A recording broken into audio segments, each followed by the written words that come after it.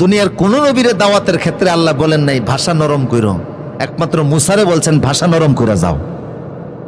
মাঝে মধ্যে জিদ এত বেশি ছিল, রাগ উঠলে লাঠি টাটি যা ছিল সব ফেলে দিতেন, দিয়া বলতেন আল্লাহ তোর দাওয়াত তুই দি। আল্লাহ জিব্রাইলকে বলতেন যে মুসার লাঠি টাটি আবার ওর হাতে নিয়ে দিয়ে আসো।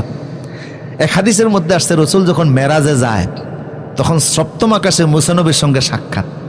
তো মুসা আলাইহিস সালামকে রসুল বললেন আপনি কেমন আছেন? জি ভালো আছি। ধন্যবাদ দেওয়ার পরে বলতেছে যে কোথায় যাচ্ছেন? কয় আমার দাওয়াত আসছে, আরশে যেতে হবে। তো রসুল যখন আরশের দিকে উঠতেছেন মুসা নবী তখন কয় আসলাম কত আগে, পাহাড়ে আমি একটু দেখতে চাইলাম সেই দেখাটা দিলেন না, আর আমার পরে যিনি আসছে হেরান উপরে উড়াইতে আছে। মুসা নবীর কথাগুলি রসুলের কানে গেছে। রসুল জিব্রাইলে বলতেছে এগুলি কে বলতেছে? কয় মুসা নবী বলতেছে। রসুল বলেন আল্লাহ কিছু কয় না? কয় না, এগুলি এমনিই কয়, আল্লাহ কিছু কয় না।